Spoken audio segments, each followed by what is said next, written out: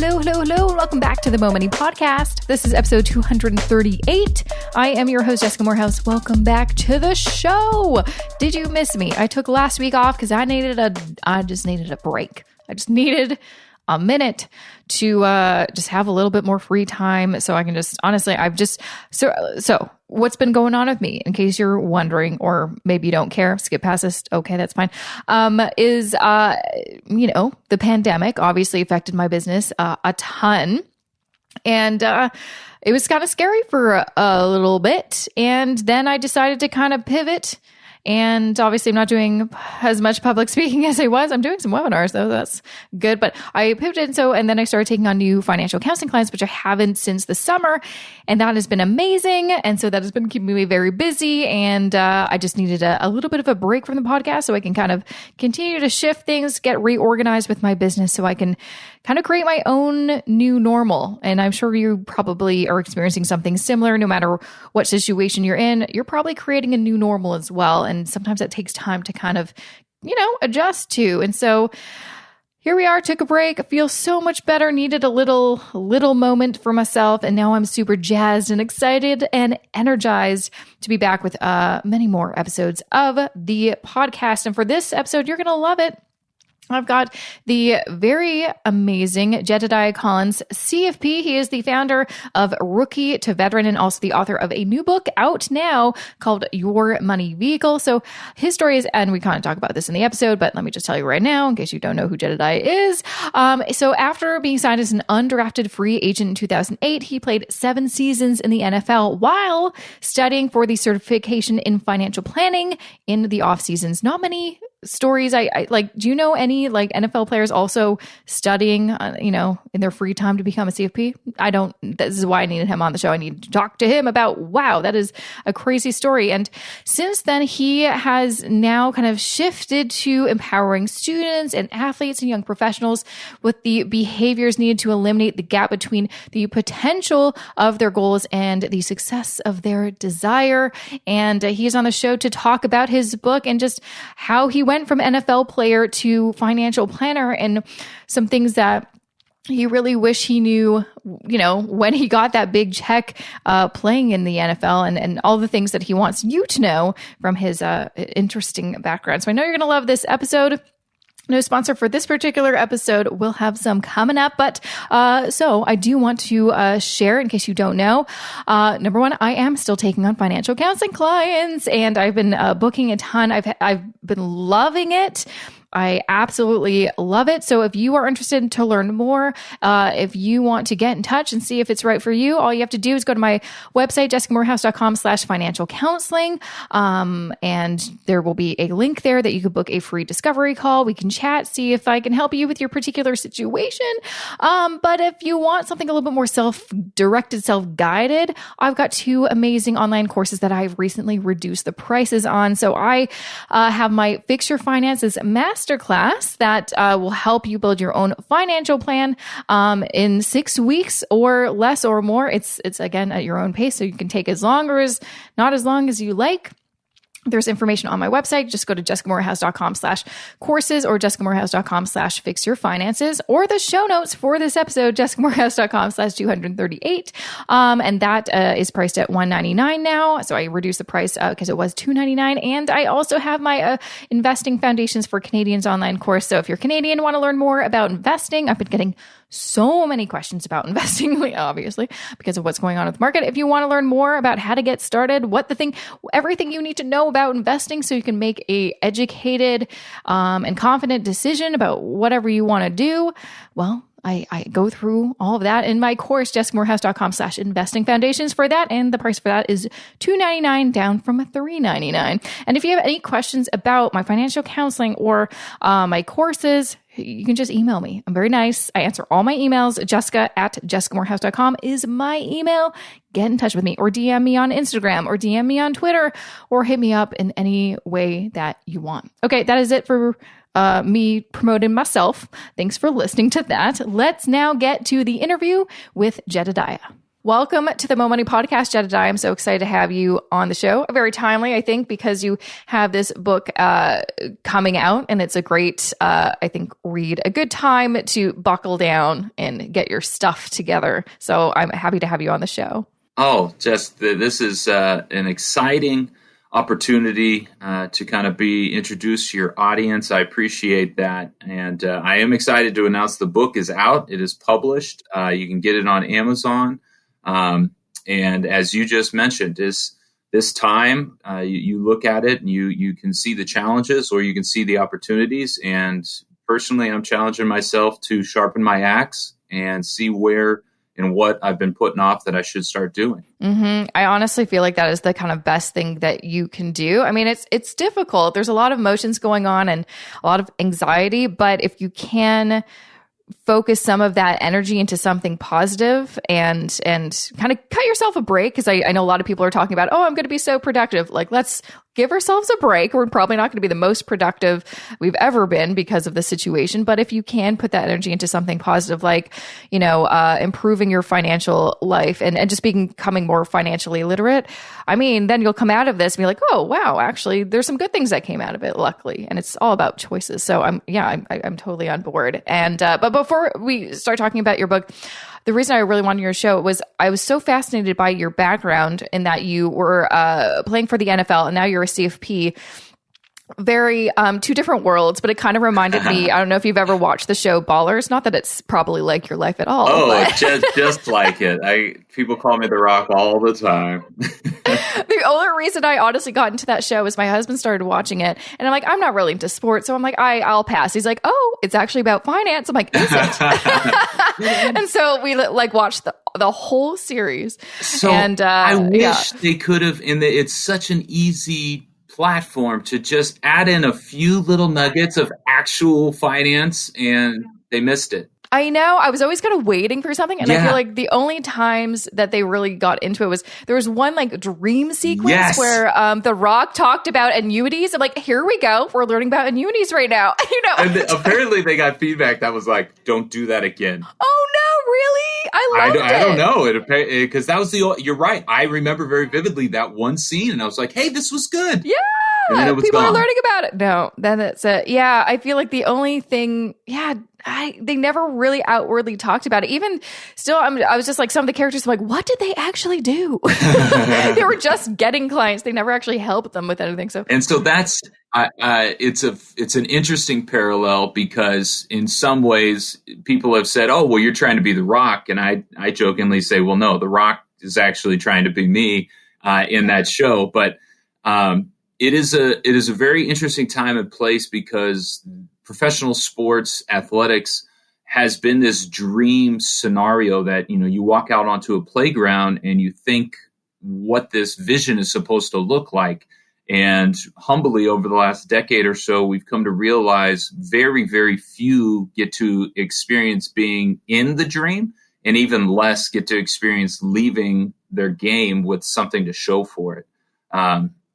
And so that is really where I was excited, and kind of my transformation from player to advisor, now to educator.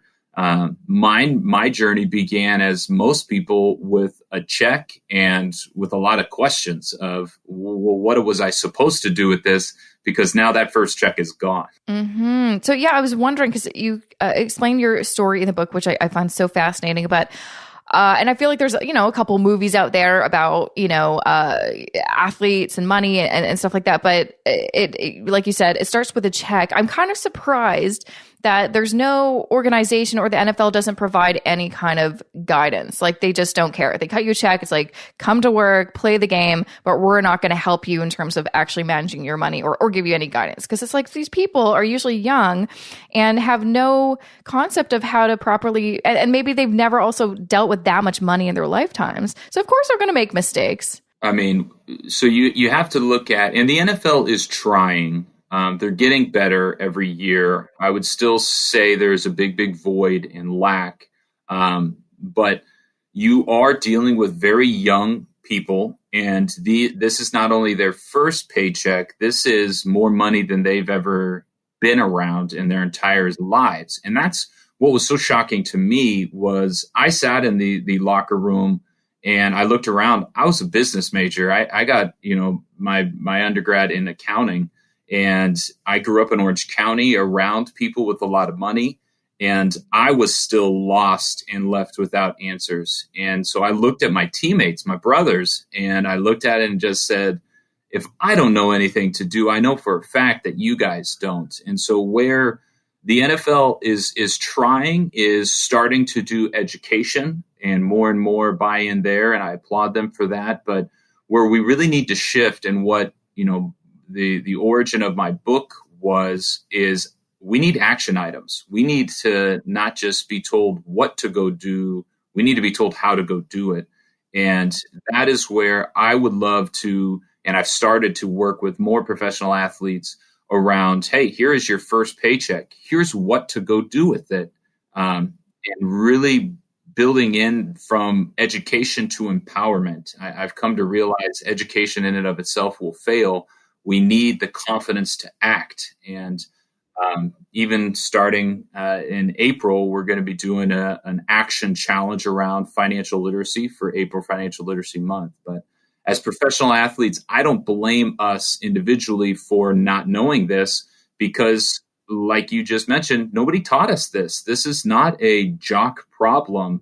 People want to point to, 22-year-old kid from, the inner city blew $10 million. It's like, well, you line up 10 or 100 frat guys and give them $10 million, and I'll show you how many end up with money at the end of the day as well. Like there is no schooling, no direction, and really no emotional understanding to how people deal with money. Mm-hmm. And I think one of the issues too is a lot of people always assume that they're not good with money, or they would be in a better financial situation if they had more money. But as you kind of explain it in your book, it's not about just getting that paycheck. Most of us don't. If you get, there's so many stories, not just with athletes, but of, lottery winners who blow all of their winnings because, again, they don't have the action items or the knowledge of how to make sure you don't lose that money. And I love testing people.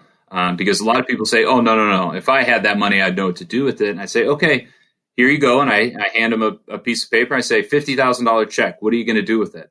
And the dumbfounded look over most people is humbling. And I say, well, imagine if there was another zero behind that, and now play that game. And if you hadn't answered that question before that check came across the table, you certainly aren't going to start building out a strategy once it's in your hand, because the vast majority of us are naturally spenders. The vast majority of us see money on a day-to-day basis. I made money, I go spend money. That is who we are, and that is not our fault, but it is on us to educate and empower ourselves to move out of that, to become a saver and eventually become an investor. Absolutely. So what shifted for you in terms of what did you spend your first check on? And then what happened to be like, I need to fix this. I don't want to blow the rest of the checks coming in.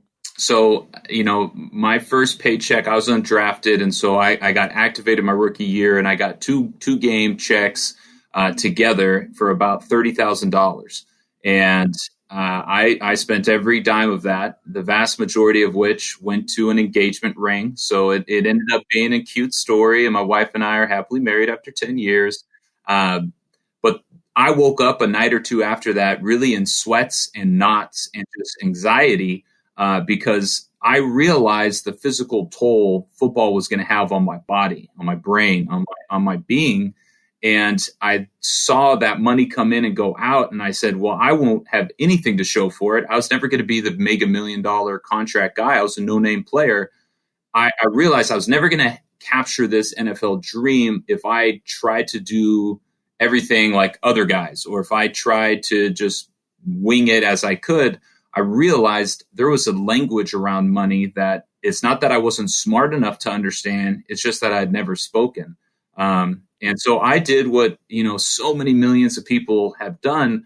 I went to Barnes & Noble, which for some younger listeners, Barnes & Noble was a bookstore, and bookstores are these things you walk into. It's very complex. Talking to future people that have never left the house in a few years because we're still self-isolating. Yes.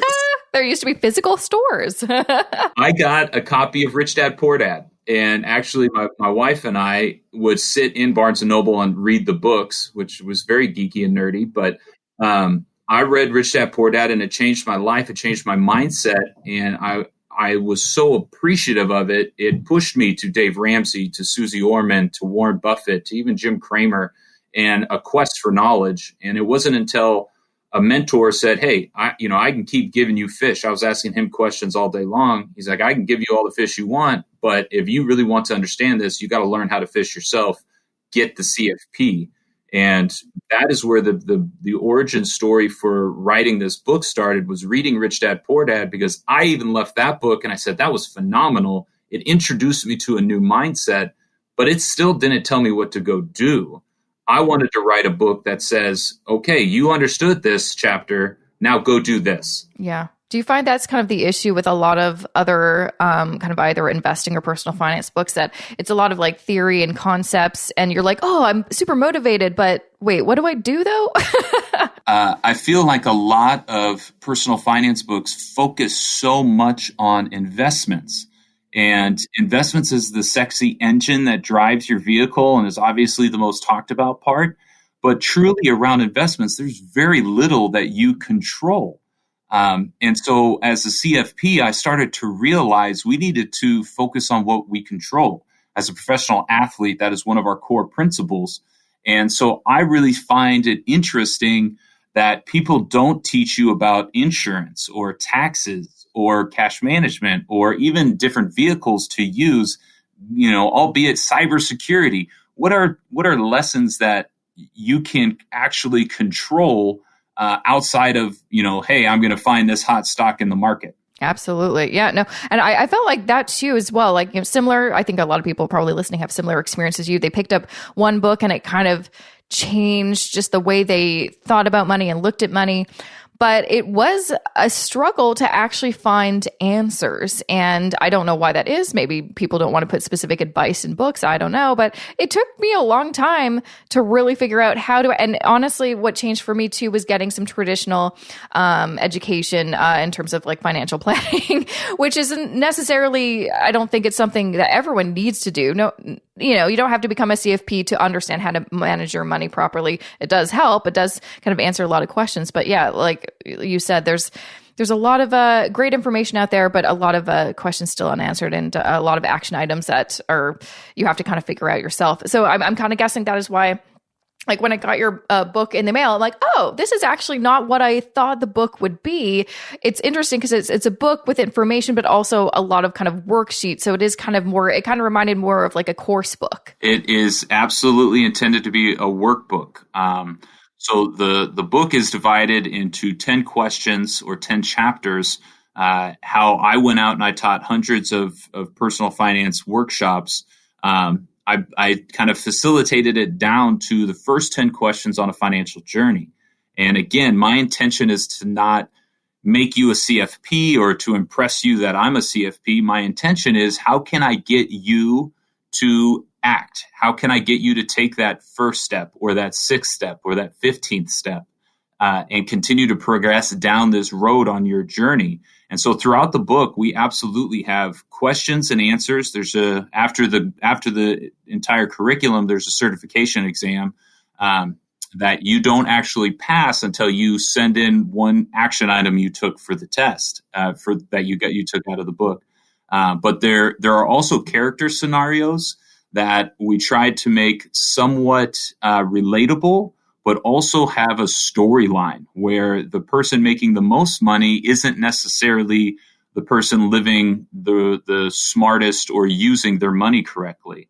And so that's what we've become very, very excited and proud of. Is this is a book I can hand to high schools, colleges, companies and say, you've been asking for a financial literacy curriculum for years.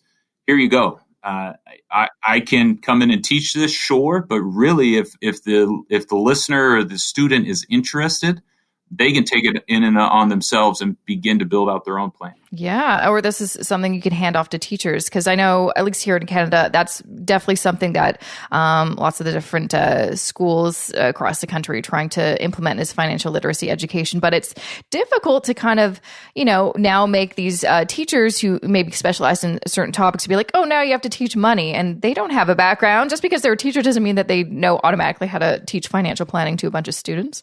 So that's actually been it. I'm glad you brought that up, because that is one of the pushbacks I got originally was, well, teachers aren't going to be able to talk about this stuff because, to be frank, a lot of teachers struggle financially because this is not a language they understand. And two, they are not confident in standing in front of a room full of their students and talking about a subject that they are not confident in. And so, yeah, I actually see this workbook transitioning more to a syllabus style. Here's how the teachers are going to teach it. And what I love about it is it's all told through a story lens.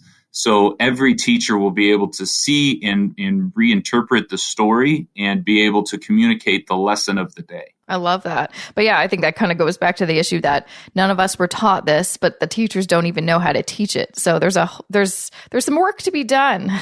We're giving it away for free to high schools during this tough, challenging distance period. So if you or any listeners say, I'm a high school teacher, or I know a high school teacher, Canada, US, wherever, I would be glad to send it to you. Oh, that's amazing. That's awesome. I want to kind of go into some of the topics that you address in the book. I love that you started off with, why should I care about money? That is a question that I get often. I think a lot of people especially have their own preconceived notions about money, or they just have, certain money issues where they're like, well, I've always been bad with money. Why should I care? I'm not an expert in this. They have all of these excuses, probably, because people have maybe put that onto them.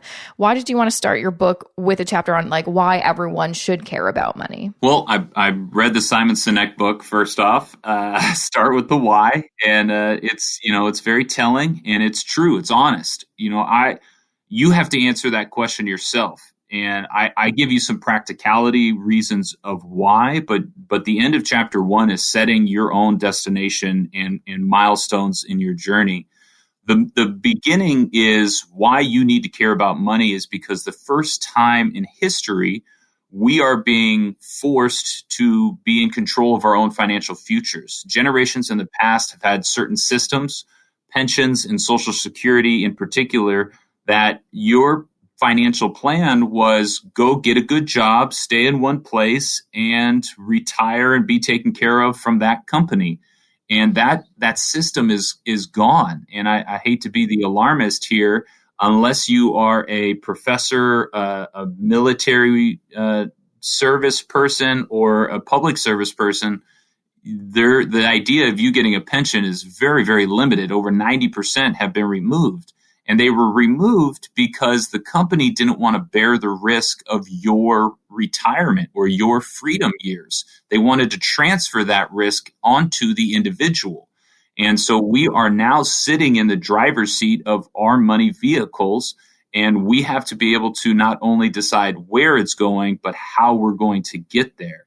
And so the beginning of the answer of why you need to care is because if you don't, nobody else will. Yeah. No, I remember that was when I learned that, and I feel like I learned that after graduating university, because I didn't have any concept about personal finance at that time. I definitely didn't study business or money. And when I learned reading some other books being like, oh, FYI, there's going to be no pensions. There's no kind of safety net for you when it comes to retirement. If you want to retire, which you obviously will have to do at some point in your life, it's on you. And I remember learning that. I'm like, I'm sorry, what? No one told me this. I was free. It really kind of made me worried about my future. And this was when I was in my, young 20s. That was kind of what gave me some motivation to, take control of my finance, because no one else was talking about it or caring about it.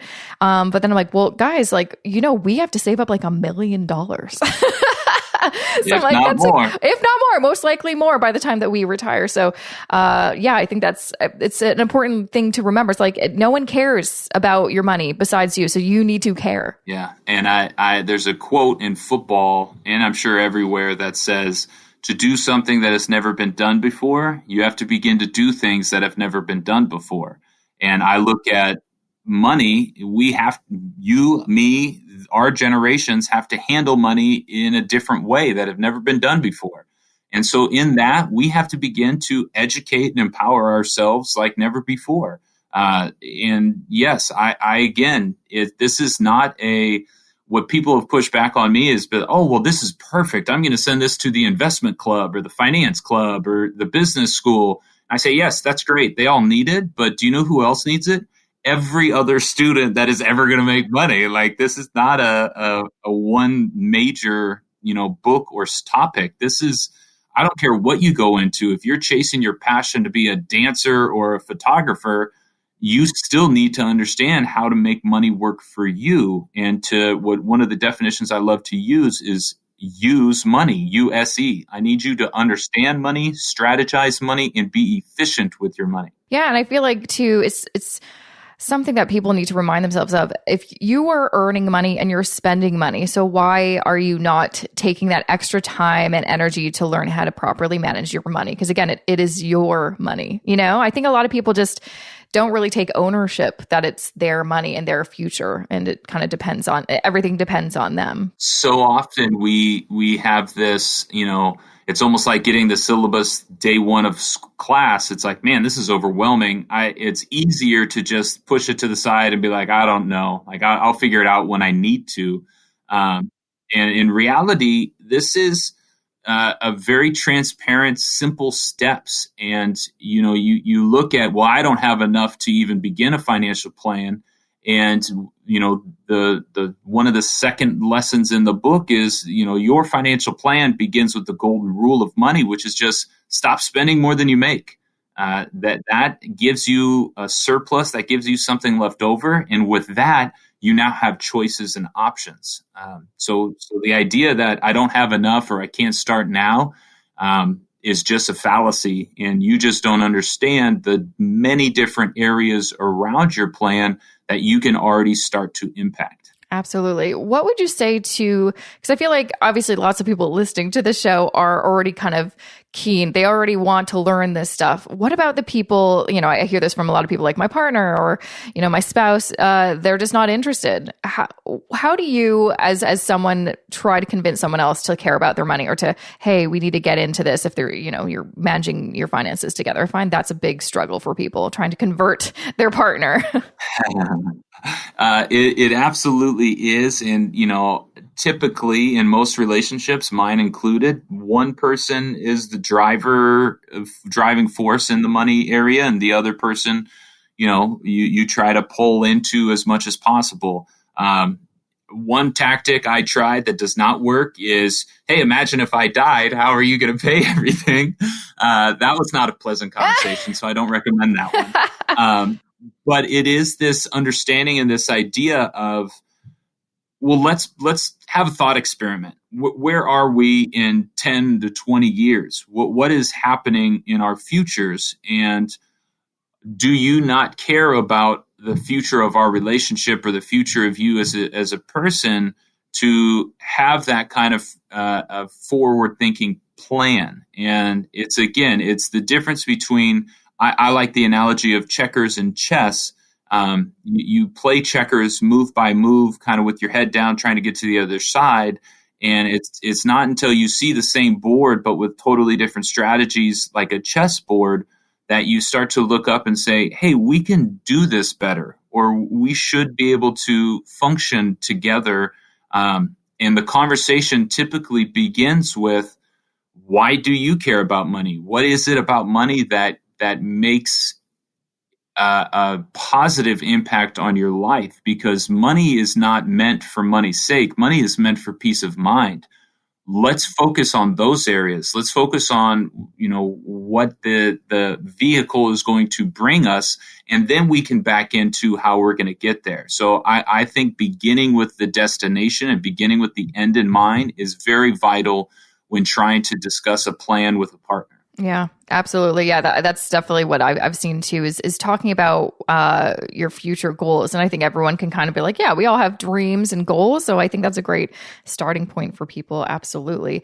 Now, you have a section about how do I start investing. That's also there's money management. And then people sometimes are like, oh, but investing, I can't do that. That's just not something that I'm going to be good at, because it does usually sound complex, complicated, and probably because there's been this narrative for so many decades that it's only for, super smart, day traders, and it's not meant for everybody. But and it can just feel like, a really hard thing to grasp. What do you kind of share in the book about investing? Because obviously investing is also for everyone. We all need to invest in order to afford, retirement. And the investor mindset is one that I hope I introduce a lot of people to, how those style of relationships with money are just vastly different than the saver and spender mindsets. And one of the narratives, like you mentioned, has been, well, this isn't for everybody, or you can't do this, you're not smart enough or understand it well enough. And that has been portrayed from the financials industry because that's how we make money. Traditionally, you need me as the broker or as the advisor. You need me to tell you what to do and to buy the product I'm selling and to do all these things. I will introduce people to the term fiduciary. Fiduciary means they have a legal liability to put your interest first. And if you think, well, doesn't that hold true with everybody that deals with money? No, it absolutely does not. So there's a difference between fiduciary and suitability. I won't go too deep into that, but I have a beautiful story about going to a restaurant and ordering food. But this idea that we all need to begin investing, and with technology and with the systems in place today, we are able to do so. And I don't need you to research stocks or companies or look at the day-to-day trading. I need you to simply designate your cash management system that's going to pay yourself first. One of the best quotes in financial planning is, I made $1, I saved a dime. That means 10% of every check I make is going to future me. Then I need to check my risk factors, which is both my risk tolerance, what I can stomach. Let's say, God forbid, the market drops 30%. I don't know if anybody's ever seen that, but that happens. Is that going to totally derail your day, your week, your entire plan, because emotionally you can't withstand it? And then your risk capacity is actually what you can hold true to. Can my plan withstand a financial downturn? Will I need to get money out of the market? And so those two risk measurements, what I can stomach and what I can withstand, are very, very important as you begin investing. And that's just your personality type. I think that's, so important, especially right now, because I know a lot of people are either kind of revising their risk tolerance, or like, oh, okay, maybe my portfolio isn't so great, or just their personal risk in that, oh shoot, now I don't actually have enough cash, and I just lost my job because of what's going on, and now I have to withdraw from my investments, which is never a position you want to be in. So that is not investing, that is a planning mistake. I did not prepare my rainy day fund, my emergency fund, a vehicle that I think will forever be now known as the Corona Fund. I didn't have my first cushion or buffer into my plan. That is not investing. That is looking at what I do control in my plan. And that is a planning element, and something that I hope more and more people going forward will be educated and empowered around. But the third piece of investing, and one I really love to introduce people to, because everybody's first thing is, well, I don't know what to go buy. There is many companies. One I have no affiliation to, but Jack Bogle changed the game. He was the founder of Vanguard. Vanguard has a fund that owns every publicly traded company in the world. And you ask that and you say, well, how does that even make sense? You mean the S&P 500, which is the 500 largest companies in America? Yes, they own each and every one of those. Oh, you mean the Russell 3000, which is the 3,000 biggest publicly traded companies in America? Yes, they own all of those too. But then they go outside of America to emerging markets, to developed countries, and they own thousands of companies out there as well. And you look at these, what are called index funds. They are such an advantage to the individual investor. It removes the emotion, which Ben Graham has quoted saying is the chief problem and hurdle for the individual investor is your own emotions. It removes that from the sequence. I don't need you to tell me what gas stock price is going to do, or are the airlines going to bounce back, or should I go all in on Amazon? You go and you buy one fund at one of these major companies, and you are well diversified and will take in part in the recovery when the recovery comes. And so I challenge people to say, I don't need you to day trade. I don't need you to stock pick. All I need you to do is understand what an index fund is and go and begin your investment journey there. 100%. That's the thing. It's like index funds have been around for a while. They're a little less popular in Canada. What's more popular here is index ETFs. Surprise! It's kind of weird. Yeah, it's like we have Vanguard here, but index funds, like index mutual funds, never got super popular here. But index ETFs, that's what it is. But basically, they're the same kind of very similar products. Yes, they have a little bit different ways to trade and a little bit of taxation. But the recommendation in the book is VTI, which is Vanguard's global index ETF. So it is an ETF. And they typically have a little bit less fees. And what's interesting too is, again, there's so much more, advancements in these, products, which is great. So now not only are there index funds or index ETFs available for people, first you can, use a robo-advisor who builds portfolios for you. You can go, or in Canada, you can't directly go to Vanguard exactly, but you have to open up a discount brokerage account and then you can buy those Vanguard funds. But now they also have products, and I believe they have them in the States as well, where they are called asset allocation ETFs, where basically they kind of rebalance themselves. So there's so many different options, but like you said, sometimes it takes time. You do have to kind of dedicate some time to research what your options are. It can seem overwhelming, but I feel like, especially if you listen to this podcast or read your book, the more you kind of absorb the language and research, it doesn't feel as scary, but it does take some time on your part. It's not like, for me, like, because you mentioned confidence at the beginning of the show, which I'm like, yes, that is a big element to getting better with money, is you do have to build your confidence. And no matter what you're doing, whether you're studying personal finance or, a new sport, it takes time and experience to build that confidence. And then eventually you have it, and, nothing seems that scary anymore. No, and confidence is such an interesting element, and that's what the beauty of taking a step is the first one is always the hardest. You're right. It will take a little understanding in your plan and which one you're going to choose, and you're going to question it and go back and forth on it 2 or 3 times. But simply making that first decision and taking that first step is taking you on a path and a journey in the right direction.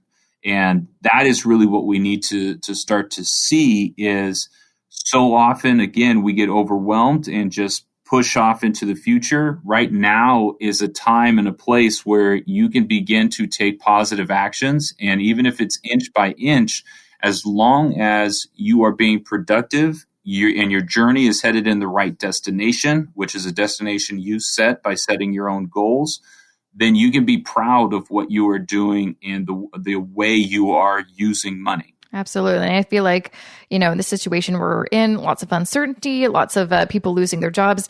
This, I hear this a lot. And it's like, oh, I'd love to learn more about this, but I just lost my job. I'm like, this is the perfect time for you to actually take those first steps, like you mentioned. And, just take a look at, like, do you have a budget, and all, just taking those first steps. It's actually usually, for me, that's when I started kind of managing my money better, was when I was broke and had a lot of time on my hands. So it's how you kind of react and take action during those tough times, not the easy times. And that is when you have the time to seek out, like you mentioned, different investment funds available, but also different cash management apps or technology, different ways to compare your insurance policies, different ways to do your taxes. How can you build out your own? Again, technology is so amazing today that you can automate 80% of these choices and decisions for you and begin to build positive routines and habits that will lead to your financial success. So yeah, it is, in a terrible way. I started a company in January around public speaking. And obviously my company is not have anything on its books for the next 6 months or foreseeable future. And so I'm pivoting and trying to figure things out. But I also have this passion around financial empowerment that I say, if this crisis is going to teach the world anything, it's going to be that, money is not this noun thing that you just go and work for. It's a verb, and it's something that you need to make work for you. And if we have that awakening from this, I think we will all be better prepared for the next one, because there will always be a next one. Absolutely. Like, people were calling this, they thought, oh, we've been overdue for a market, correction or crash, or a bear market for a long time. And so here we are. People knew this was going to happen. It happens pretty much, look at, just history. It's pretty much every 10 years. But we have short memories, don't we? We do. But then again, I look at this market, and as an investor, you look at two things. Number one is a strategy of how to dollar cost average into the market to get lower share prices. But then number two, a system, and I'm not positive of up in Canada, but in America, we tax loss harvest, which takes market drops and we capture the quote unquote loss. And so we don't have to pay future taxes. So those two elements show you again where educating and understanding what's happening is, and seeing things through a bigger picture. Investors don't look day to day, they look decade to decade. And if you have that lens, you can see not the good in this crisis, but the opportunities to better prepare your plan for the future. Absolutely. Well, I'm sure you're going to inspire a ton of people to grab a copy of your book and just get to work, because they have no excuse now.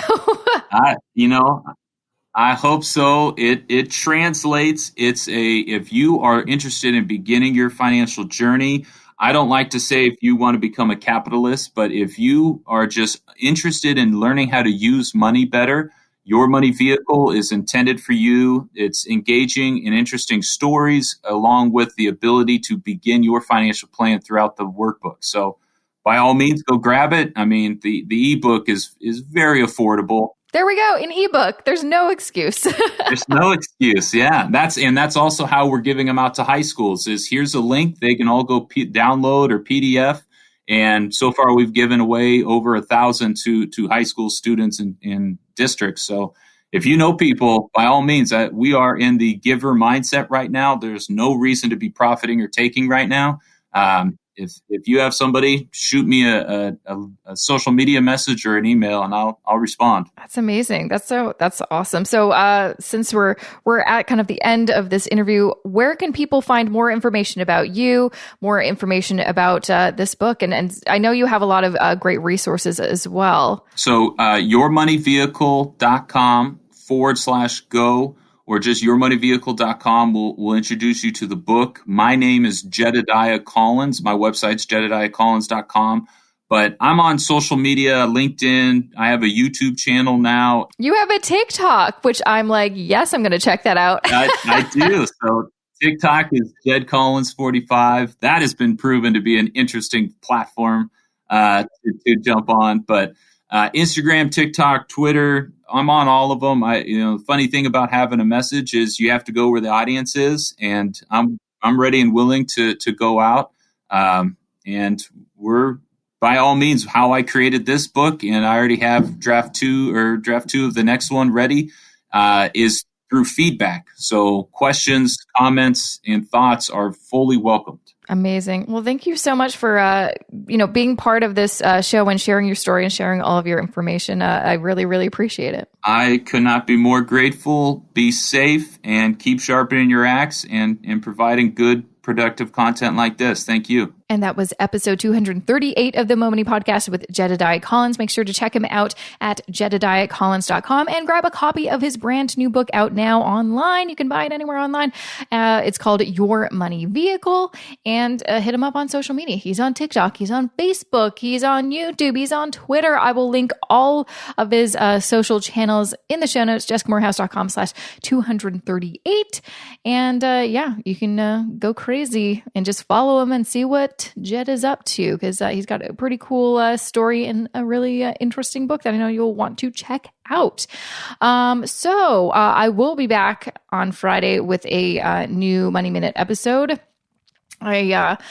I know a lot of things have been going on in the world and the news, and man, it's always like, okay, what's new this week? So I don't know what it'll be on. It may be kind of expanding in some of the announcements the Canadian government made last week.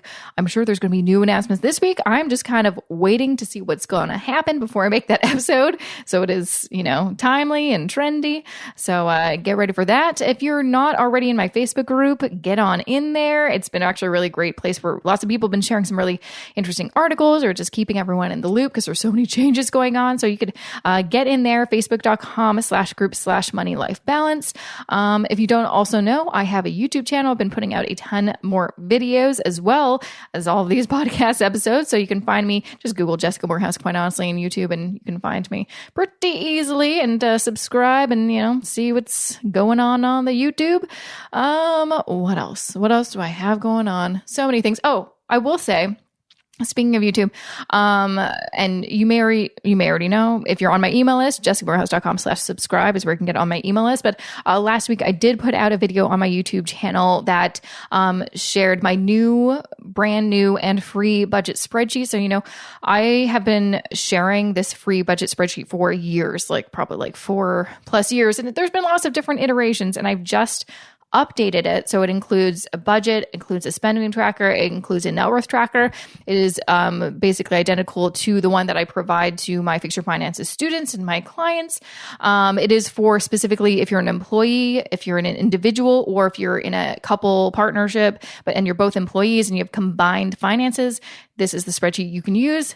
Free to download, and I have a video on how to use it on my YouTube channel. So you can also just download it and find the video tutorial at jessicamorehouse.com/budget. And I'm working on making a ton more budget spreadsheets as well for different situations and scenarios. So get ready to find out what's going on with those. And I think that might be it for the moment. So yeah, but I will be back Friday with another Money Minute episode. I will be back at least for the next month or two with more episodes. I'm not sure when I'm going to wrap up this season, because typically I wrap it up June 3rd, 4th, the first week of June. We don't know what's going to happen right now. And by we, I mean me, because I definitely have been getting a lot more messages and people saying, oh, thank God for your podcast. So I want to be around because I think I am doing some good having these money conversations during this weird time right now. So I'm going to be around for a while. I mean, it's not like I'm going on a trip anywhere. I'm not going anywhere. Oh man. Anyone else want a vacation from their life? Hi, me too. Okay, that's it. I'm gonna let you go. I'm gonna see you back here very soon. Got more podcast episodes coming up. Thanks for sticking around and supporting me and listening. I will see you in the next episode very, very soon.